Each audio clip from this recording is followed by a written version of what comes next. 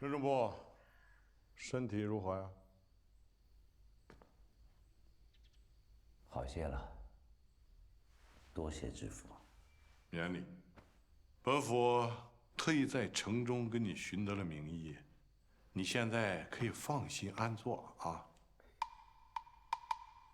今日我们继续商议人丁思捐之事，各位分别在县里边政务繁忙，我们尽快议完，尽快好回去啊。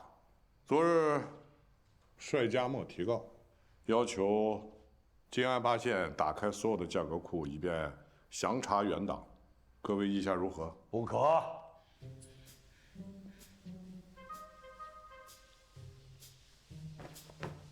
毛知县啊，总得有个理由吧？这还需要什么理由啊？哎，他个平头百姓，价格库说开就开，这官府的颜面何在啊？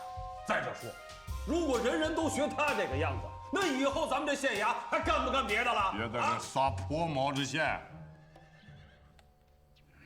这已经不是一个平头百姓提告的事儿了，这是金安府要查清楚的事情。人丁思捐税欠债上限100多年，不打开价格库彻查原档，如何正本清源？如何进行调整？我突然想起来，5年前在南京后湖黄册库通报过这样一个案子，有父子2人擅入后湖，试图改写自己籍贯的黄册记录，结果被抓。我记得非常清楚，判的是绞刑。可见价格重地未可轻忽啊！没有规矩不成方圆。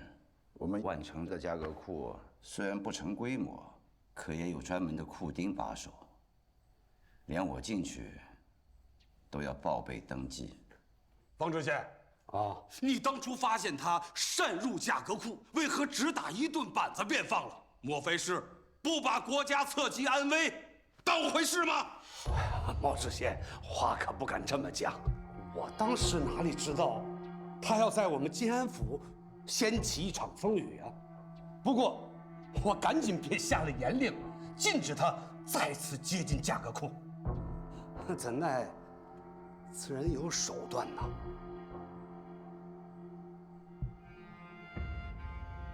现在讨论的是人丁思捐税的事儿，不是在讨论如何给帅家莫定罪的事儿。王知府，我觉得话不能这么讲。帅家莫从一开始便包藏祸心，我们坐在这儿议论思捐税，那岂不是正中下怀吗？您总说正本清源，这个本我们必须得弄清楚。帅家莫到底出于什么样的目的，非要挑起这桩人丁思捐税的纷争？对嘛？咱们金安府本来好好的，他却突然跳出来搅风搅雨的，此事过于蹊跷，这事有反常，必为妖。帅家莫就是个机灵户，家里就他一个人。人丁思捐，本府可以给仁华县捐免，但是对帅家莫有何好处啊？那就更奇怪了，明明没有好处，为什么要这么做呢？邓知县，你看看他就是一个算呆子，他能有什么心思啊？啊，我明白了，你的意思是说，他背后必有人指使。诸位，今日谈论的是人丁思捐如何处理之事，不是去翻帅家莫的旧账跟人品的。无事献殷勤，非奸即盗。你想想看，他这么起劲儿地张罗一件于己无利之事，那这背后必定有更大的文章啊！这些细节我们都不去弄明白，只是被他牵着鼻子去讨论人丁思捐税，那可谓是一叶遮目，不见泰山呐！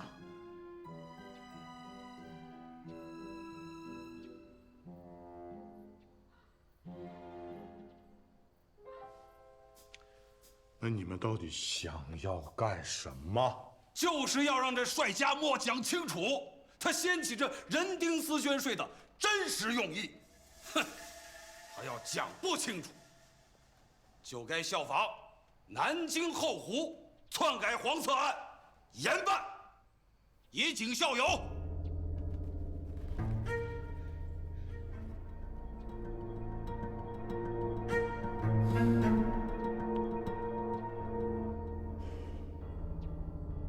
帅家莫，跟诸位说说，当初你去价格库干什么去了？是。我之前帮人丈量一处土地时，发现测得数字与榆林图册记载不符。我这个人发现数字不符就会头疼，于是我就去价格库查看。一开始是查榆林图册，后来关联到了税赋簿子，这之间的数字都是相关联的，一动则全变。后来我顺藤摸瓜，就发现了人定私捐税的数字也有问题。啊，够了，够了，够了！王知府，您听听，这讲的都是些什么胡言乱语？帅家墨，认真点儿。我是认真的。看来还要我们揭破真相啊！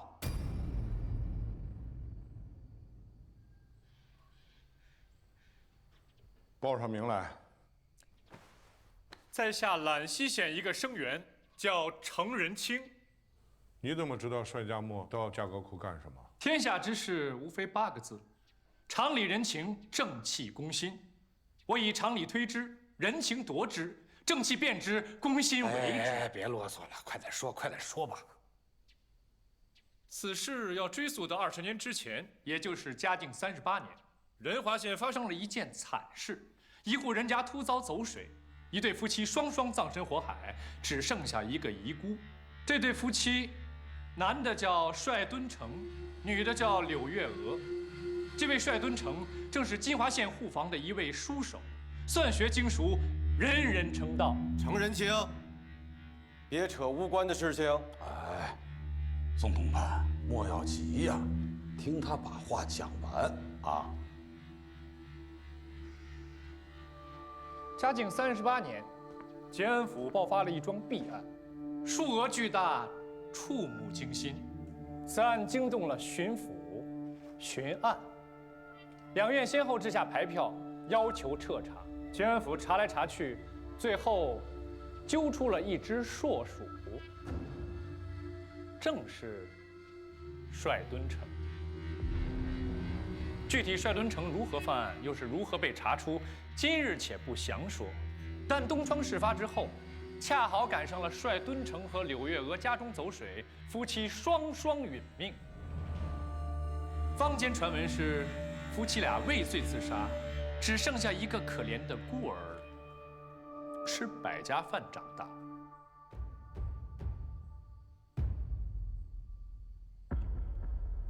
你怎么知道的？所幸此事距今不过是20年，很多人应该都还记得。任主簿，是不是？没错。小老当时正好就在仁华，哎，成为惨事，可发一叹。任老丈，依您观之，帅敦成这个案子是否有可疑之处？时间久远，不好揣测。不过那案子所涉银钱数目，不应该是帅敦成一个人能吞的。也就是说，这个案子它是有疑点，只是可疑罢了。都是过去之事，与今日话题无关。不，任老前辈，请问您帅敦成的这个案子是什么案子？贪污案，帅敦成挪用人丁私捐税3530两，畏罪自焚而亡。此案虽然有疑点，却不足以翻案，但足可以在一个小孩子的心里种下仇恨的种子。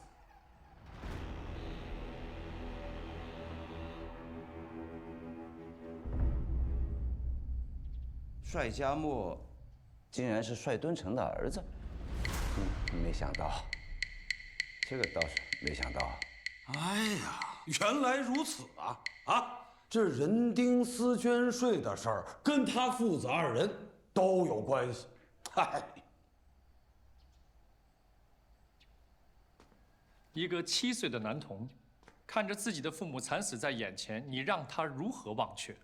他年齿渐长，明白的事理越多，就越发的疑惑，自己的父母为什么会自焚而亡？当年的贪污案是不是他们做下的？他对这件案子的好奇与日俱增，对建安府的愤恨就变得愈发浓烈。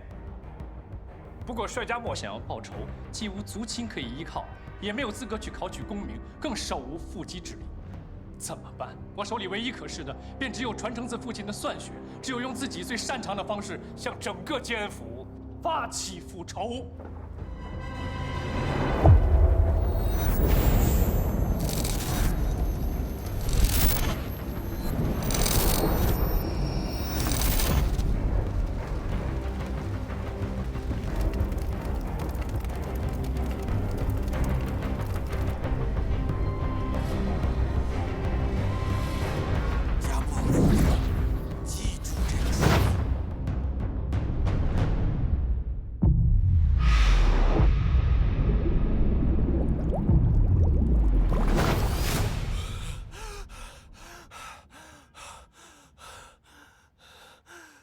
这是怎么回事啊？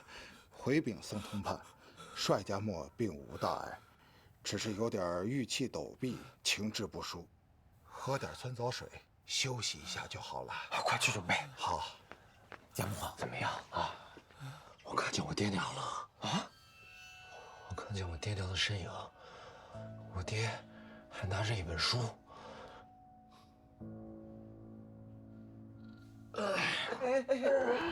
家墨呀，程仁卿为了赢他不择手段，他会找你薄弱的地方去攻击你，你不能往心里去啊。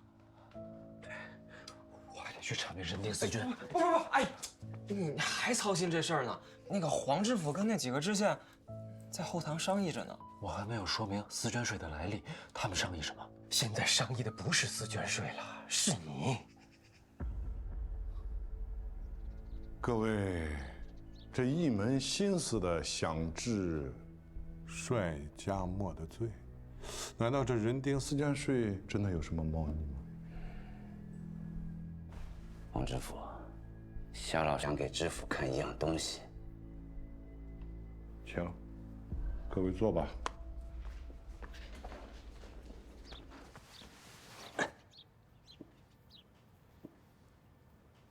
黄知府，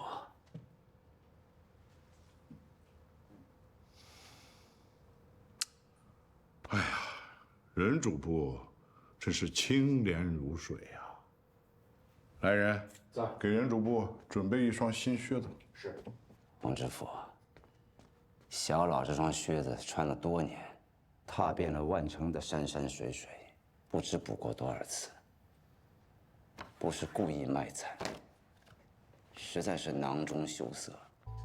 万城你也知道，素称7山2水1分田，可百姓要缴的，除了夏秋2次的正税与军徭之外，上还有各色杂饭，一年到头不停。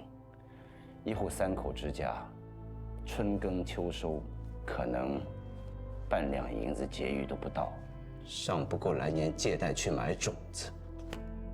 小老纵然想贪，蚊子腿上又怎么能割下肥肉来呢？苛政猛于，哀民生之多艰呀。所以万城知县之缺，没人愿意来补，只累了小老这双靴子，反复磨补了。人丁思捐怎么回事儿？小老不敢置喙，但我可以告诉黄知府，倘若突然出现一笔税赋，接下来万城会发生什么？那些农民就会变卖自己的积蓄和家畜，勉强交上这一笔税。但是，一贫如洗的他们，只能被迫去借高利贷，要么被迫让土地卖掉，沦为佃户。要么逃荒逃亡，要么把小老和税吏打杀，然后落草去做山贼。每一次加税，这样的事都会重复一次。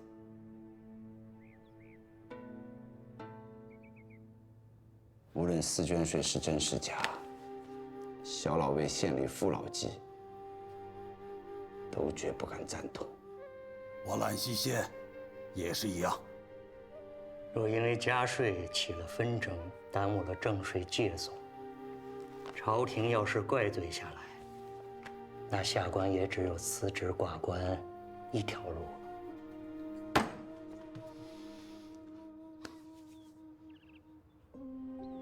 你们，黄知府，此税之早，甚至在小老出生之前，绵延已逾100年。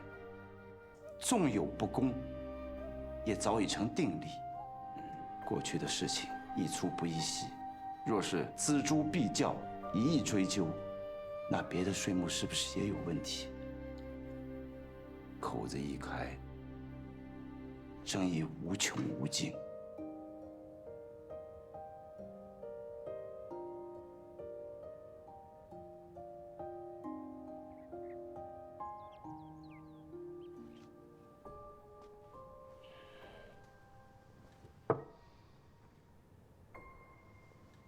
人丁私捐税一事，本府已有诚意。帅家莫因挟私报复、妖言惑众，故将其拘押，交由刑房议罪。各位人华百姓，勿需就此事妄加议论，以讹传讹。若有违者，定当追究。殿下。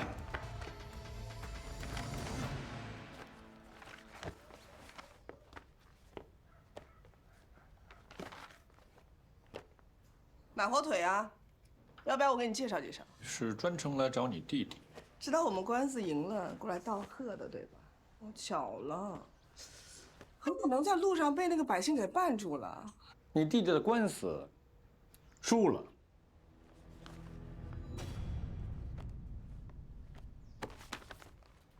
你弟弟暂且没事，一会儿就回来了。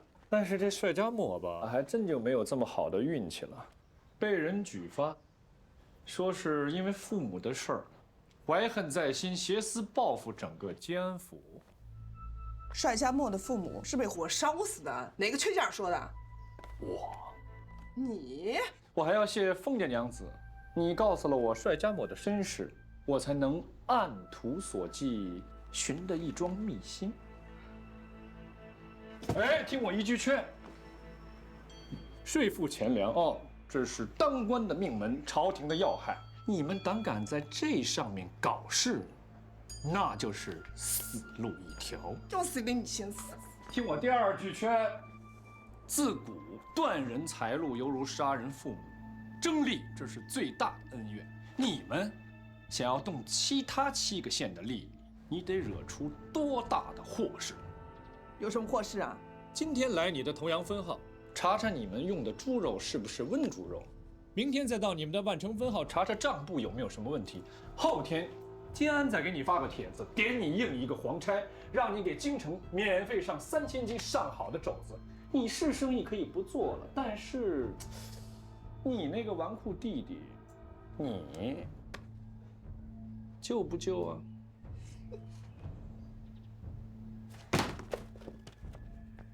你弟弟回来，你告诉他，我已经帮他都写好了。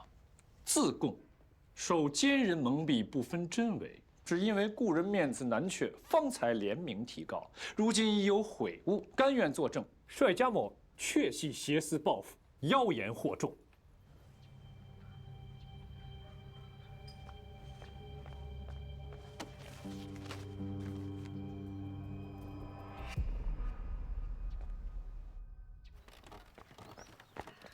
先生，我看您从火腿铺出来，心情倒是不错。先生不会真看上他了吧？半吊钱的交情，如此而已。程先生，程先生，先生，要不要等他一下？不必，继续走。程先生，程先生，供状签了吗？我想请你还老帅一个公道。公道，都是有价格的。程先生。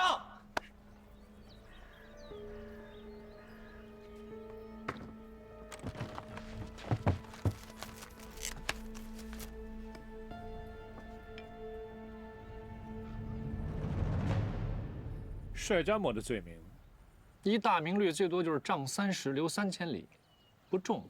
老帅他就是一个算呆子，他流放3000里，他人就没了。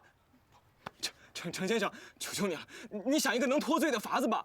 简单啊，把供状拿出来歘一撕，你自去衙门请罪，说所有的事儿都是你主使的，他不就没事了吗？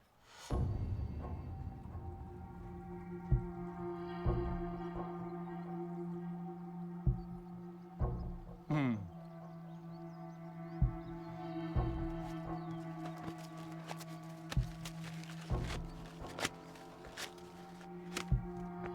等一下。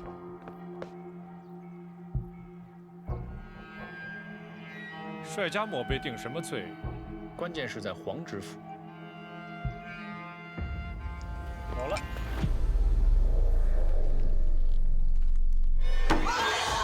救命啊！快过来！干什么？干什么？大晚上的不睡觉了？我们要换牢房。你发什么异常？啊？大半夜的换牢房？这个牢房待不了了，待不了。新来那哥们他。新来怎么了？是招了瘟，还是见了鬼啊？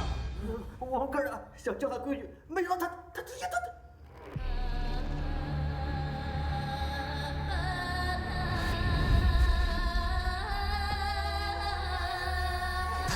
最近谁让他还在地上画符，而且啊，我亲眼见到一缕黑烟，哎，就在那个西装里面飘进来了。不是中了邪？有可能，我不敢说，太吓人了！你对呀，我把我放的事全都着了，你赶紧让我俩换个地方啊！开门呢！哎呦，快！等一下，你看。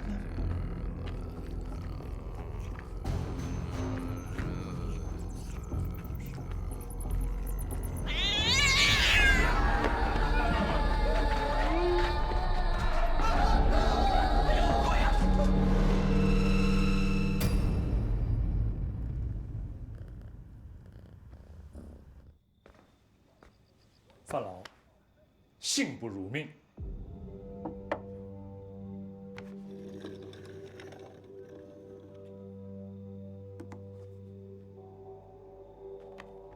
知道了，去吧。当知县，人老，就此别过，后会有期。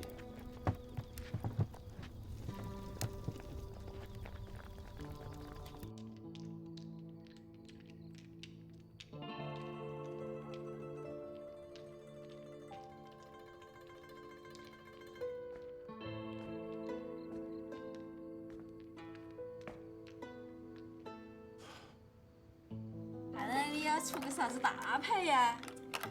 快点噻，摸里摸索的。快点，快点！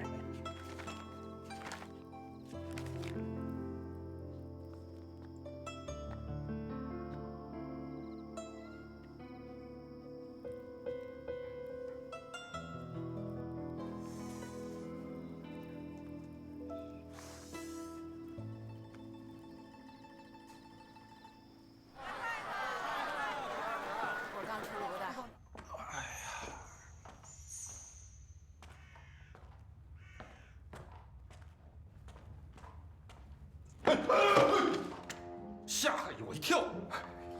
别提了，昨天晚上闹了妖了。闹妖？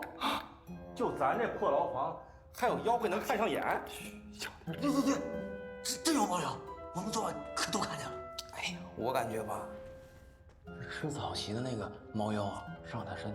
上谁的身啊？就昨天那个，就是昨天刚进来那位，叫什么帅家墨，他啊。哎！这里是监牢重地，你来干什么？拜见两位大哥，我想来探个监。可有衙门刑房的批文，或者是知府同志的手书？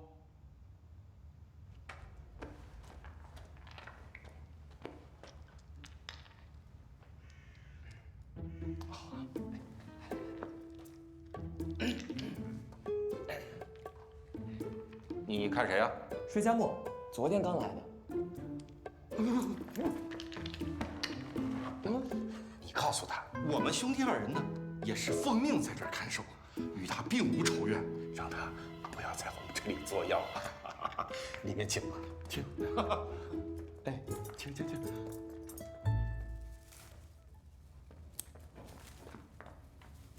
老帅，你还好吧？你来的正好，我找到一个新的证明办法，只要把这些不重要了。怎么不重要了？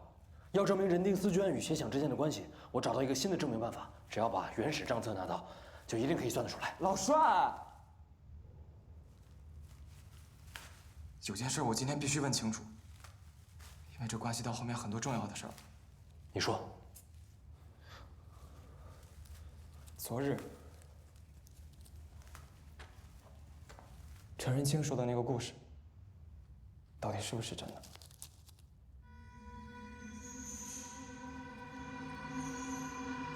哪个？他说你是为了替父母报仇，借着人丁四捐税搅乱监府的事，到底是不是真的？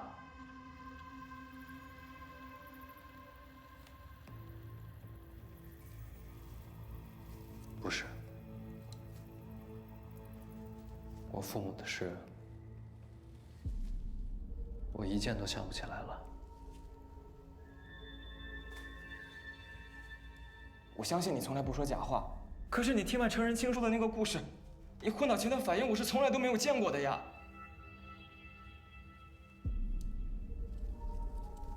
我当时头疼欲裂，很多以前的事，就好像一阵风一样，吹到我的脑子里。不过全是颠倒的，我也分不清到底哪件是真，哪件是假。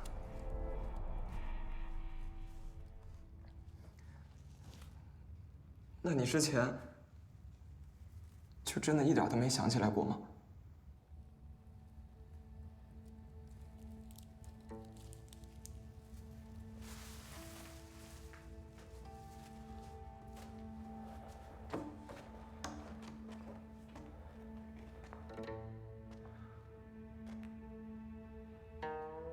我也希望我能记起来，可是我连我爹娘的长相都记不清了。以前，就算有人骂我，说我爹做过什么，我也无法生气，因为我根本不知道他做过什么。可是你记得你父亲教给你的算学啊？因为算学是我这个世界上唯一感兴趣的事情。你不懂，就像我永远也搞不明白，为什么你会觉得青楼赌坊里有那么多好玩的事儿。你也不会明白，这算学之中有多少乐趣。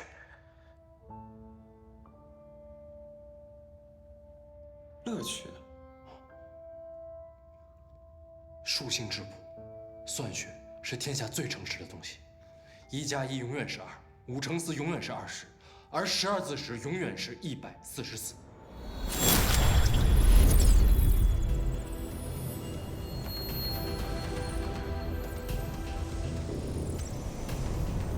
人心叵测，难以琢磨，而数性质朴，从不虚实。数与数之间的关联，就好比天上的星宿一样，万年难移。只要你掌握了其中的运转之妙、计算之理，便可以俯仰天地、上下求索。这便是我所求的道。任凭数字无穷无尽，任凭难题变化莫测，无以一道而喻之。也许在你看来，这只是一间装满了断烂潮爆的破屋子，可在我看来，这是直通仙府的大道。我在其中，神游天外，上穷碧落下黄泉，无数的景致只在一念之间，何其的快活！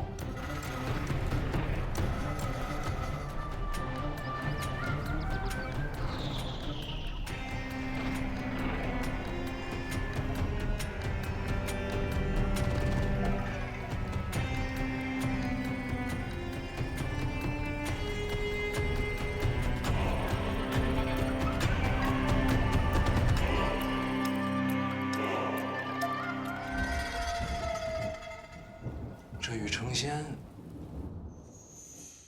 又有什么分别？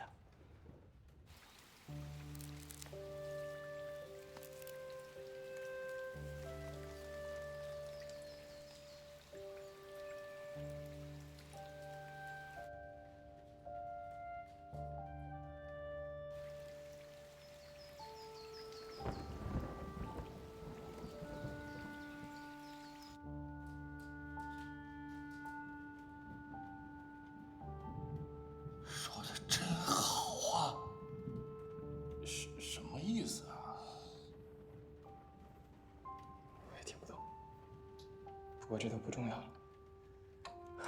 老单，你在这等我回来啊！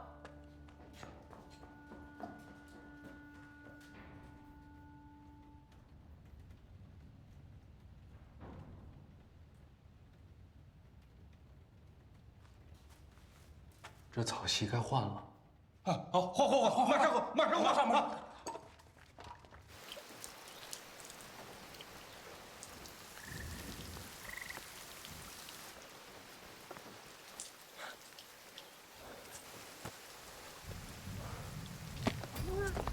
不可，这可是公文。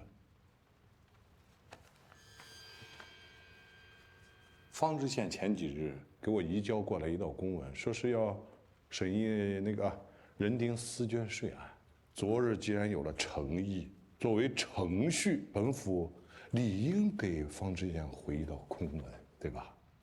请仁华县照令执行吧。您的意思是让我以仁华县的名义，将这份公文变成榜文，公布宣誓结果？这件事情在仁华闹得沸沸扬扬的，不应该给民众一个交代吗？这如果宣示了这个结果，说仁华百姓应该正常缴纳这个人丁私捐，我怕老百姓有想法。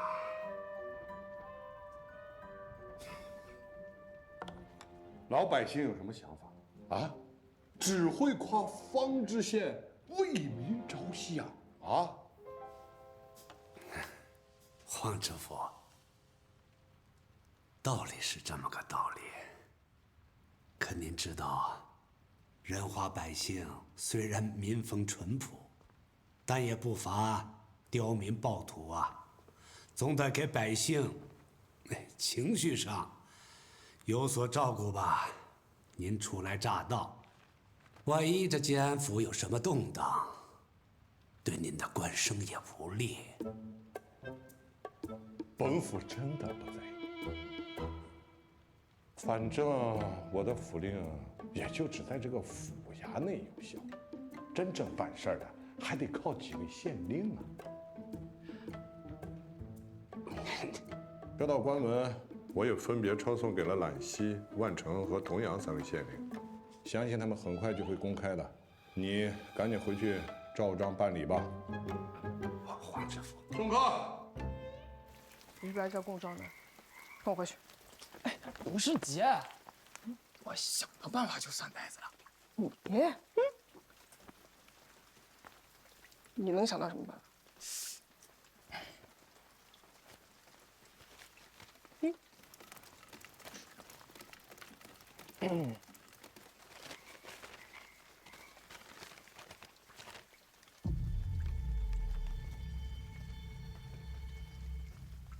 你是要救摔跤吗？还是要害死他？你看你这洋洋洒洒一大篇，你就写这个，给他定重罪。慢点儿，这就是妙处所在了。哎，人也不枉我挑灯夜战，研究历史了。说正事。真正想办老帅的是另外4个知县，黄知府还是支持我们的。支持你们还下令抓人啊？他那是形势所迫呀。不过他下令的时候啊，说了一句话。将帅家莫拘押起来，着刑房议罪。黄知府要是真的想治老帅的罪，他自己直接下令就行了。他之所以能让刑房去议罪，其实就是在暗示这件事儿不想管了，你们自己来决定。所以呀，我这不着急过来，想要跟刑房的长案聊一聊。所以你的意思就是说，黄知府他已经暗示了，那这个刑房怎么样也要给帅家墨定个无罪呀？不行，这如果定了无罪，这其他几个知县就一定会来抗议。所以我想到一个办法，反其道而行之，直接给老帅定个重罪。这罪名越重，哎，他就越荒唐。这越荒唐，哎，黄知府那就越容易驳回。这样一议一驳，外人挑不出来毛病，老帅也就脱罪了。原来如此。近日，有仁华奸民帅士家墨妖言惑众、造谣生事、妄言税赋等语，欲乘隙取利，变乱乡里。本府据理争辩，申明利害，务求百姓无家父之苦，少增税之害。今监犯已绳，本府乡民不必惊扰，可相安无事矣。本县偶感风寒，不能事事，一切事务暂缓办理。哎，这怎么回事？这还得来回推的，这不能办事儿，这太不像话。妖言惑众，擅兴词颂，流配3000里，这罪名是他们想出来的。刑房长案呢是今年的老例，自然是闻玄哥而知讶异。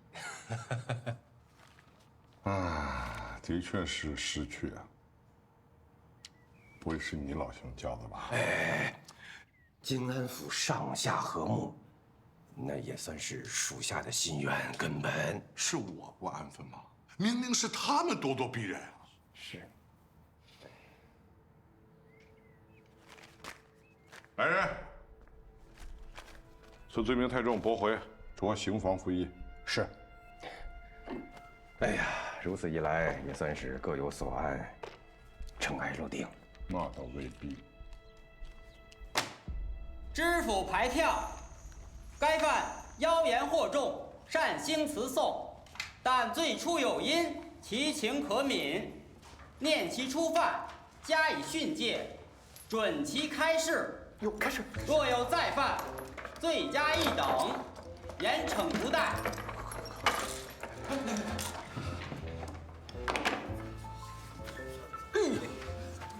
出去以后好好做人啊，好好做人。好好做人，闭嘴！快走！哎呀，你快走吧。去晦气，你是在监狱混挺好啊，大家都怕你。他们怕我是因为他们说我有妖上身。哎呦，那巧了，宝玉也有妖上身。哎，那你得给我扫扫过来。哎不，哎呀，你别，哎呀姐，哎呀，哎呀这好。帅家墨，冯宝玉，黄知府。哦，知府。帅家墨，这是你写的提告，还给你。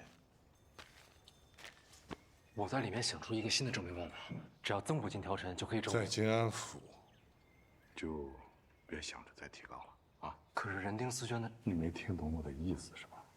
在金安府，就别想着再提告了，明白吗？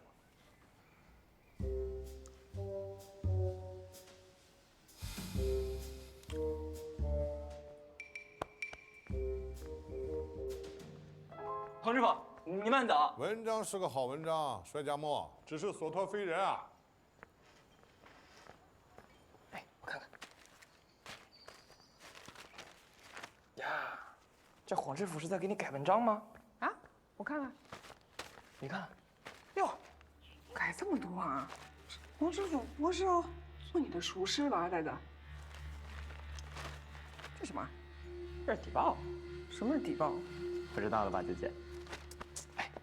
他这个底报啊，就是说上个月里边谁升官了，谁贬职了，哎，哪国来进贡了，朝廷下发什么圣旨了，都在这里头，是发给各省官员作为参考的。那给人家黄知府还回去啊？啊，也是。走。哎，黄知府，黄知府，刚才黄知府说，我们在金安不要再告了。对啊。那如果在金安以外的地方呢？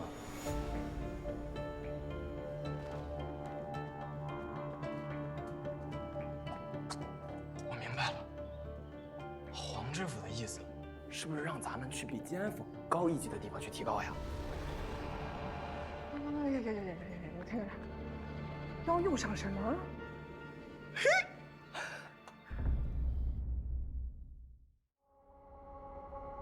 遮住我眼睛，却如此近，无一世心。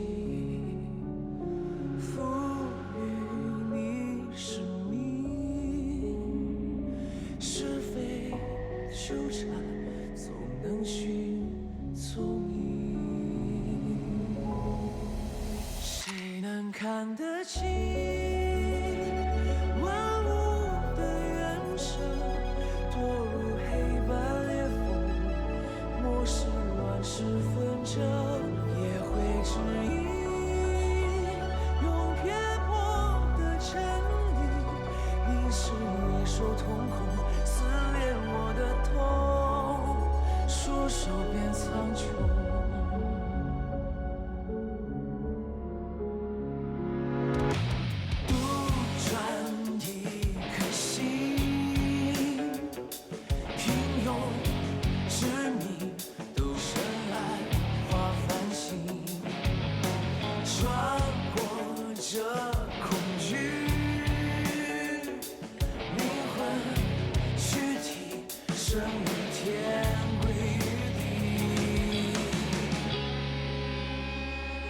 就像成为传奇，不被传记，就算是有换季，不熟悉的团体的河，就算10年500个，泛黄的报表黄色，也会跌到那天，也许又被转移了。可以去可以体谅，西风会在先辈惊吓，考虑之下还无限体谅，运气并驾，64年反复不下60次，新人远旧人死，思路卷卷谁能看得清万物的原生？心如千声浮语，幻化日月长空，也会指引用遍我的真理，凝视野兽瞳孔，撕裂我的痛，出手变苍穹，为世界重生。